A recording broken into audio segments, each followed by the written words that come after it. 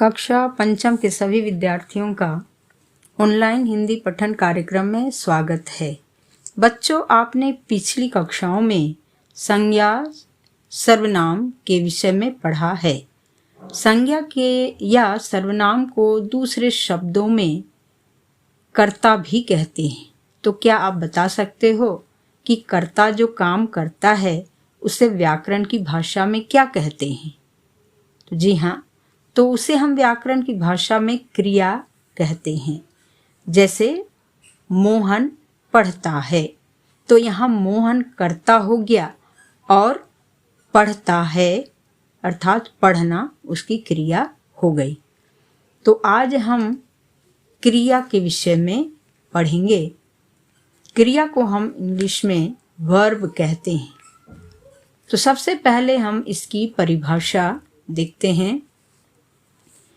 जिस शब्द से किसी काम के करने या होने का बोध हो उसे क्रिया कहते हैं। जैसे पढ़ना, लिखना, खाना, पीना, खेलना, दौड़ना, चलना, सोना, बैठना, उठना, जगना, हंसना, रोना, आना, जाना आदि।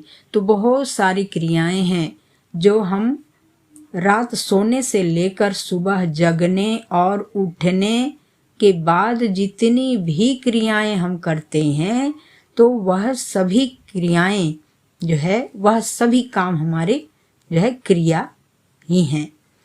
तो दूसरा चीज है धातु अर्थात रूट्स।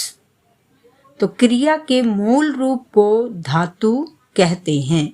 जैसे खा, पी, पढ़, लिख, जा, चल, सो, बैठ, उठ, जग। तो ये सब हैं आपको धातु अर्थात रूट्स हैं। तो धातु को हम अनेक क्रियाओं में जो है क्रिया बनाते हैं। धातुओं से हम अनेक क्रियाएं बनाते हैं। तो हम यहाँ कुछ धातुओं से क्रियाएं बनाएंगे। जैसे पढ़, पढ़ से क्रिया हम बनाते हैं। जैसे पढ़ा, पढ़ी, पढ़ें, पढ़ता, पढ़ाता, पढ़ेगा, पढ़वाता। उसी तरह लिख से लिखा, लिखी, लिखें, लिखता, लिखाता, लिखेगा, लिखवाता। खा से खाया, खाई, खाएं, खाता, खिलवाता, खाएगा। उसी तरह चल से चला, चली, चलें, चलता, चलाता, चलवाता, चलाएगा, चलेगा। तो इस तरह से हम धातुओं से अनेक क्रियाएं बनाते हैं। तो क्रिया के दो भेद होते हैं। पहला अकर्मक क्रिया, जिसे हम इंट्रांजिटिव वर्ब कहते हैं। दूसरा सकर्मक क्रिया, जिसे हम ट्रांजिटिव वर्ब कहते हैं। तो सबसे पहले हम अकर्मक क्रिया के बारे में जानेंगे। तो अकर्मक क्रिया जिन क्रियाओं का फल सीधा कर्ता पर पड़े उन्हें अकर्मक क्रिया कहते हैं।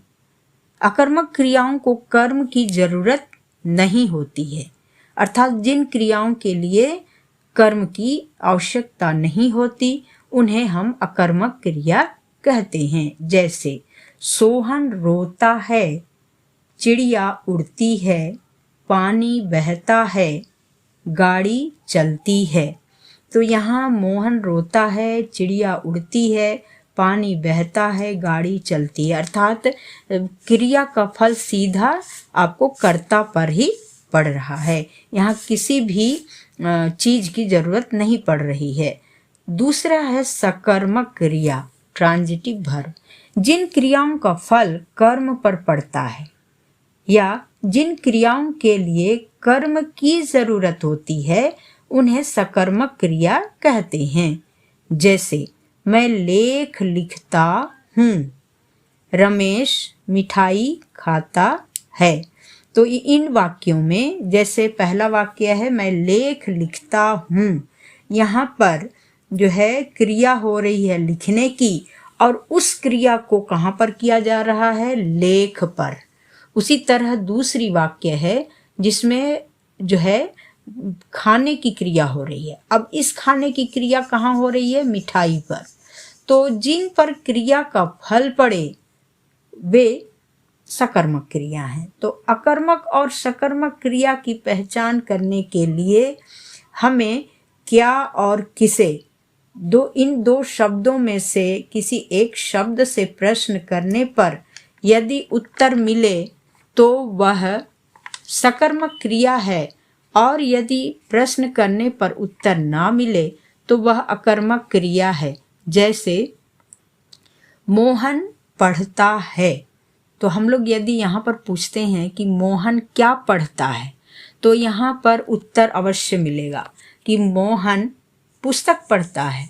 उसी तरह से यदि हम कहें सोहन रोता है, तो सोहन क्या रोता है, तो इससे हमें कोई उत्तर नहीं मिलेगा कि रोहन क्या रोता है। तो ये अकर्मक क्रिया है। लेकिन कुछ सकर्मक क्रिया भी अकर्मक बनते हैं, लेकिन उनको यदि हम उनसे प्रश्न करें तो उससे उत्तर मिल जाता है। जैसे सोहन लिखता है, तो सोहन क्या लिखता है, तो सोहन पत्र लिखता है।